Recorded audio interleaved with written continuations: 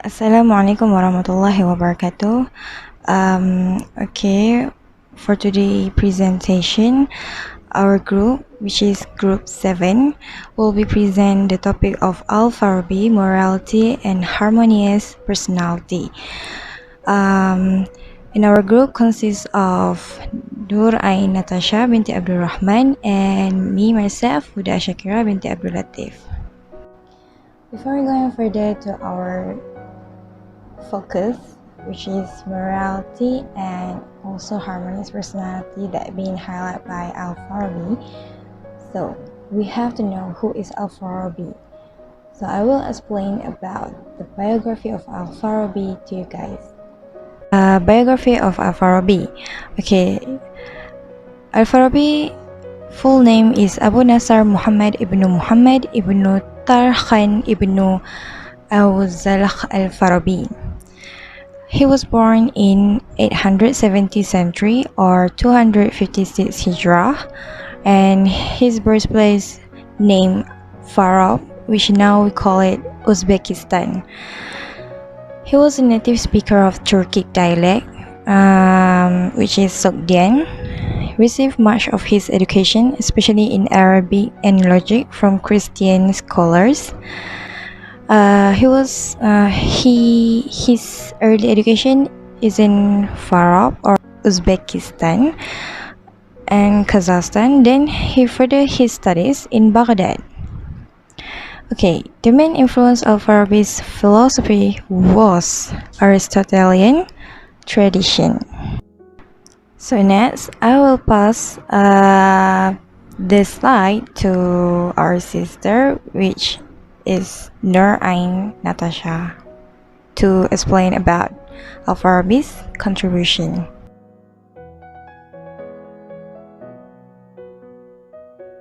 Next, we move to the contribution of Farabi. Farabi has contributed in many fields such as metaphysics, physics, ethics, medicine, logic, mathematics, philosophy, and political.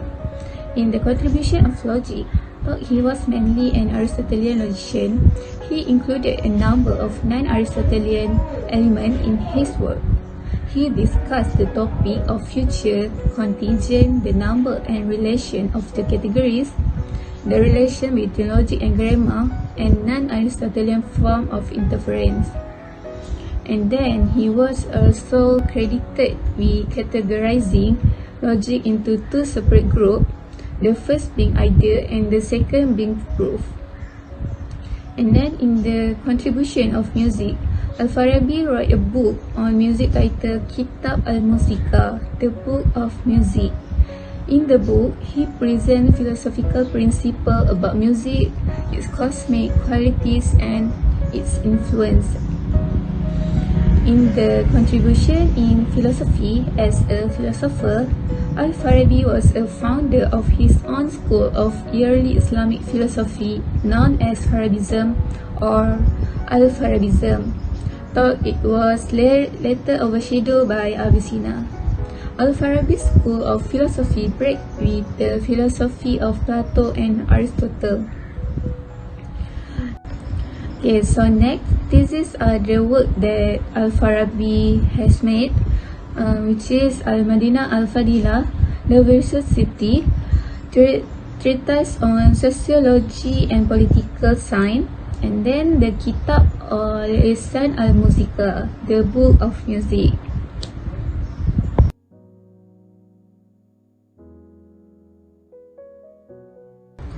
Okay, so next, we move to the next topics in morality, which is political philosophy, or known as Virtuous City, Al-Madinah Al-Fadila.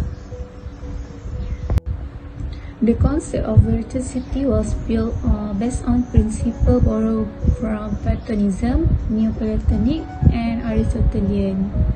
The aim of this political philosophy to finding true happiness, to strengthen people and the city, and to promote the virtue of doing good. Farabi does not relate the concept of human dignity with the social status of the individual. The city should take care of people which are unable to perform a useful function in the city, such as old men, cripple, and patient. Al-Farabi was a Muslim philosopher, and there can be no doubt that he was fully aware of the 3 centuries-old political history of Muslims till his time. The history that is, as we have seen, full of disaster, civil war, brutal power, struggle, incompetent rulers, disappointment for the people, and chaos.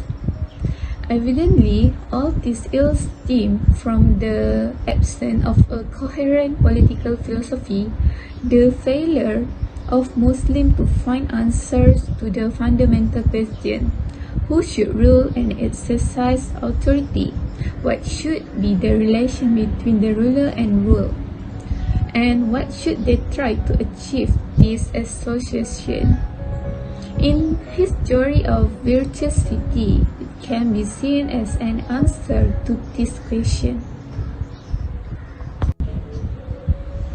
Al-Farabi said, just as the world, one harmonious whole ruled by the highest authority of God, just as the star and the sub-lunar world are linked up and follow one another, just as human soul is one in different powers, just as the human body is an organized whole moved by the heart, in like manner the state is to be regulated and patterned after these noble models.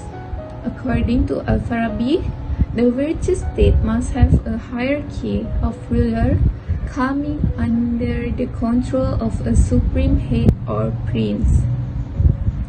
The people in the virtuous city of Al-Farabi cooperate through association for carrying out those actions under the guidance of the ruler. As a result, they achieve true eternal felicity in the eternal afterlife. Thus, the virtuous city and the virtuous action performed in it are means for the attainment of the ultimate goal in the afterlife.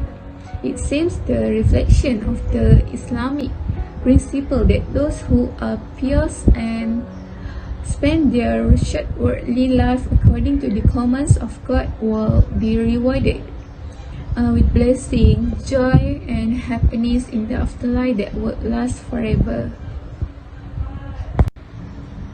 Next, the ruler of virtuous city are philosophers, and also they are the leader of the religious community.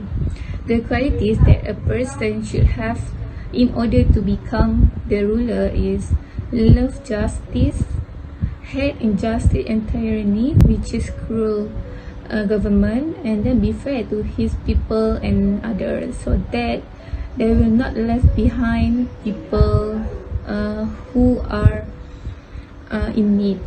And then thus, the leader must be a person of high moral, not only knowledgeable about happiness, but also leading other people to it. On the other hand, in contrast to virtuous city, Al-Farabi mentioned that there is ignorant city, which is Al-Madinah Al-Jahiliyah. The ruler and the people there have no idea about the true happiness and do not seek it. Instead, they only focus on physical health, pleasure, and wealth. Al-Farabi philosophy is influenced by Greek philosophy, which is Plato. He has referred Plato's The Republic as sources of his political philosophy. The similarity of Plato's The Republic and Al-Farabi Al-Madinah Al-Fadila in governance is Plato emphasized on the importance of virtue and happiness in relation to governance, or the importance of idealism. Al-Farabi in his Al-Madinah Al-Fadila on the perfect state also stresses on the importance of a good and virtuous society. Al-Farabi comes with 3 regimes of non-virtuous are ignorant regimes, complete oblivion of happiness, wicked regimes, immoral and erring regimes. Plato, in his Republic, also gives view on the non-virtue regime which the king or the individual should avoid in order to reach happiness. The regimes are democracy, oligarchy, democracy, and tyranny. And then, Al-Farabi makes use of some concepts which were firstly introduced by Plato. The concept is about education, which will lead to the speculative virtues. Not only that, it can provide ethical virtue and practical arts. Good governance depends on education. It is an agent that helps achieving the ideal state for both Al-Farabi and Plato. There are the differences between Al-Farabi and Plato in the role of the perfect individual or citizen in building the perfect city. While Plato, the citizen have a minor role and their perfection is not priority compared to the guardian or philosopher.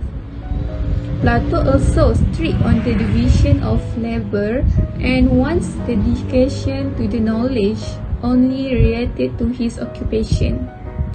While Al-Farabi, perfection is sought for every citizen of the city or community as they all act as one organism.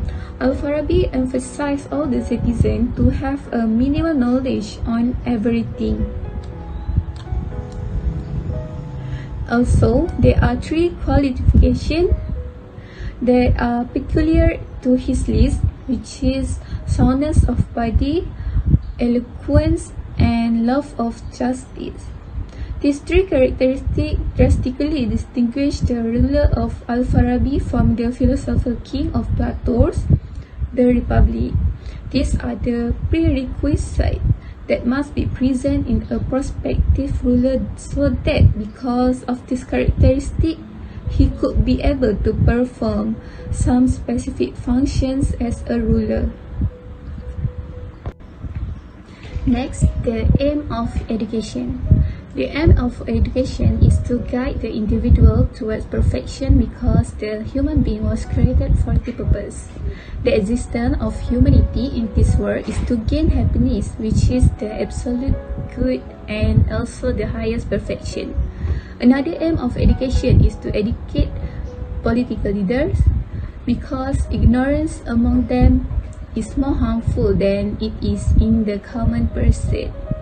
Education is the combination of learning with practical action. The purpose of knowledge is to apply it. The highest stage lies in its being transformed into action. Whatever by its nature should be known and practiced, its perfection lies in it actually being practiced. The signs are nothing until or unless they can be applied in practical, otherwise void and useless. Thank you, Sister Nurain Natasha. Next, I will explain to you guys for the next subtopic, which is harmonious personality according to Al-Farabi. In fact, education is one of the most important social phenomena in Al-Farabi's philosophical system. It is concerned with the human soul and makes sure that the individual is prepared from an early age to become a member of society, to achieve his own level of perfection, and thus to reach the goal for which he was created. Okay? Indeed, the whole activity of education in Al-Farabi's view can be summed up as the acquisition of values, knowledge, and practical skills by the individual within a particular period and a particular culture. The perfect human being, which is Al-Insan Al-Kamil, is the one who has obtained theoretical virtue, intellectual knowledge, practical moral virtues, and becoming perfect in his moral behavior. Basically, it is all about leading to perfection and attainment of happiness, which is purpose of why they was created by Allah. Okay, for next slide. Okay, if you guys didn't know what is the meaning of virtue, virtue is the state of mind in which the human being carries out good and kind deeds such as wisdom, common sense, inventiveness, cleverness, temperance, courage, and generosity and justice. Okay, so I'll proceed. Theoretical and practical virtue can only be attained or obtained within society, for it is society that nurtures the individual and prepares him or her to be free. Thus, one of the goals of education is the creation of the ideal community. Ideal. Okay? The one whose cities all work together in order to attain happiness. Like I said just now, attain happiness. Al-Farabi unites moral and aesthetic values, which is good is beautiful, and beauty is good. The beautiful is that which is valued by the experts. Okay? The perfect man in Al-Farabi view is a person giving their all for benefit of society, giving all means that they are contribute towards society like that, and will find happiness in serving public interest. Okay, means that they find their happiness because they use or they contribute towards society, and because of others' interests, not theirs. Okay, ideal of the perfect man at Al-Farabi coincided with the ideal head of state, because the only perfect man can entrust the fate of people. One who is intelligent can teach people how to reasoning lah, moral reasoning. And one who is virtuous educates people virtuous. One who is happy can make people happy. Al-Farabi stated that a person standing on the highest perfection combines quality with need. Not only the true philosopher, the governor and the legislature, and but Imam. Okay, Imam. Imam is included as someone standing the highest perfection, not only philosopher, governor, and the legislature. Okay, in Islamic thought or in Islamic perspective, the term of al-insan, al-kamil, is often used as honorific title to describe Prophet Muhammad SAW. It literally means the person. Okay, so means that al-insan al-kamil, it means the person who has reached perfection. So it can be used to indicate an ideal human being, pure in thought and faithful to the truth. Okay, moving on to the next topic, which is Al-Farabi on curriculum. So for Al-Farabi, the learning must start with the language and its structure. The student may express himself like the people who speak that language. Without this ability, he will not be able to understand people, nor people would not be able to understand him also, right?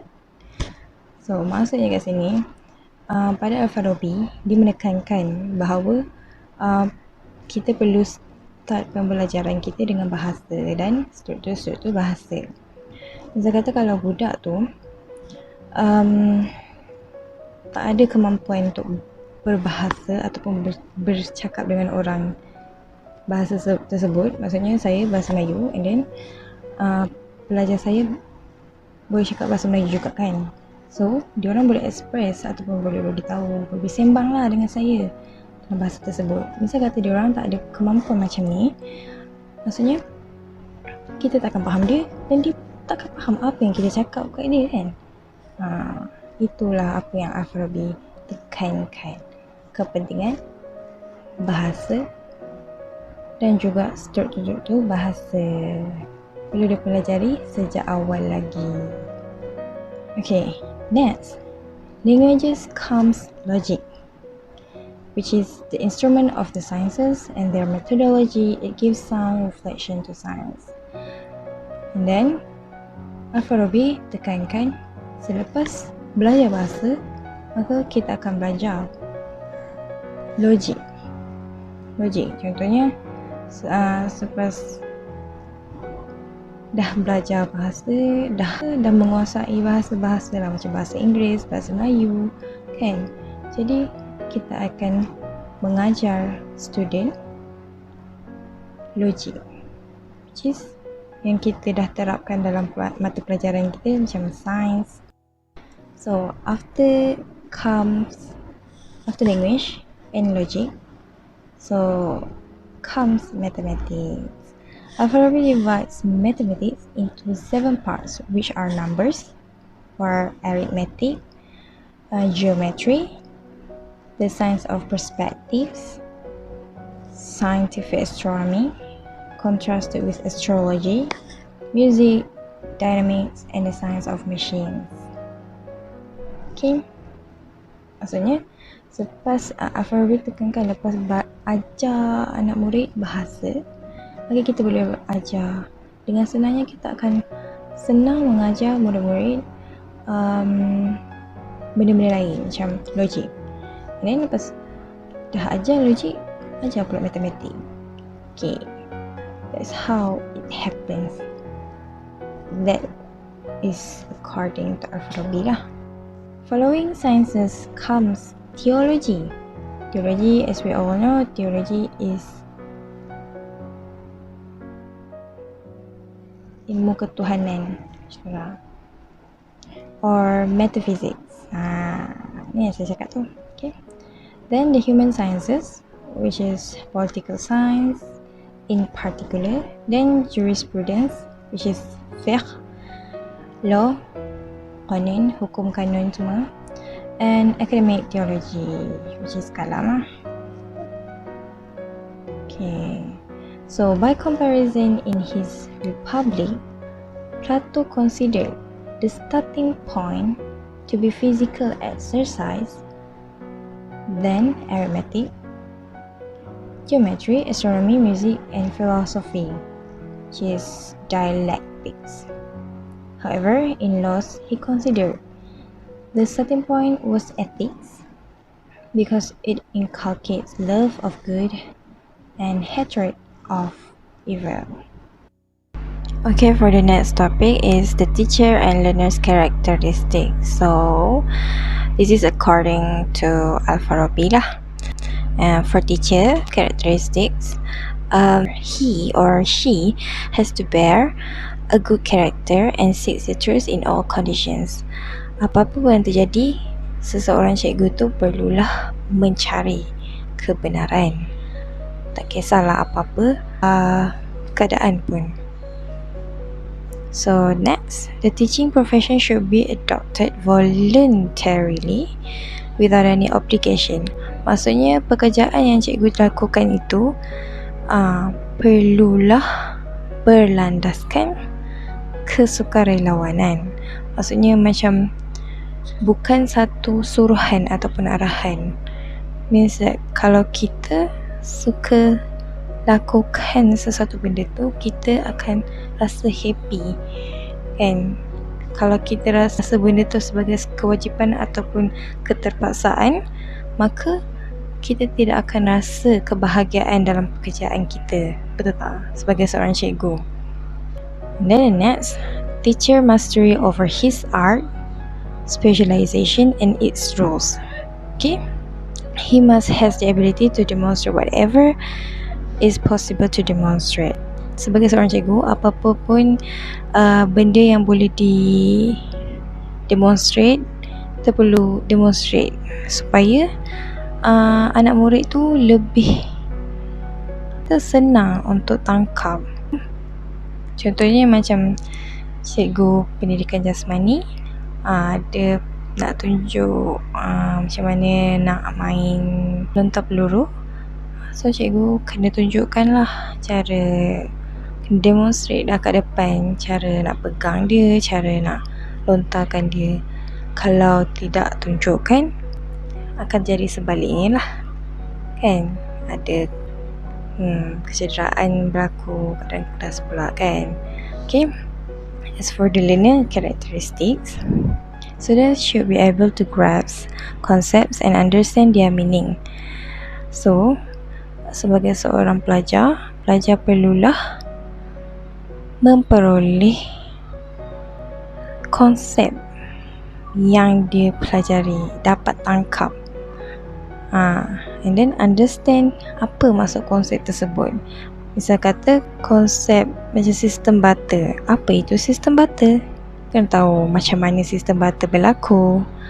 Okay, and then accept the existence of what he has grasped or understood. Okay, maksudnya lepas dah faham dan dah tahu apa itu konsep sistem butter tadi, maka dia kena terima satu ilmu tu. Dia perlu terima kewujudan benda tu.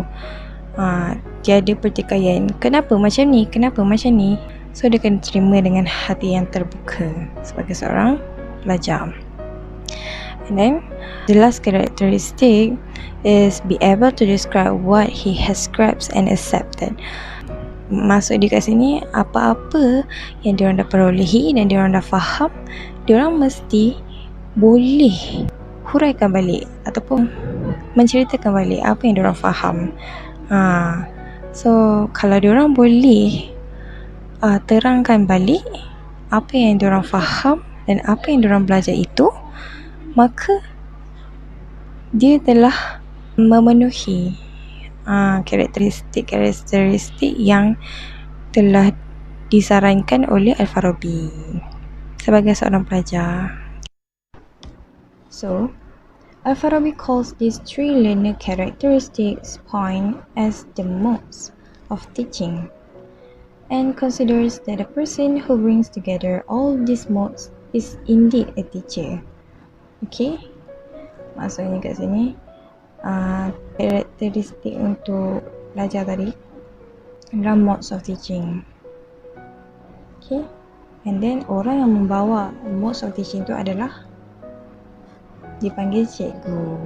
In the same way, Farabi considers that the student must always be most eager to learn and study, and quotes the example of the little drops of water which over time can wear away the stone. Maksudnya, belajarlah sikit-sikit, lama-lama jadi bukit. I think that's all from us. Presenter from group 7.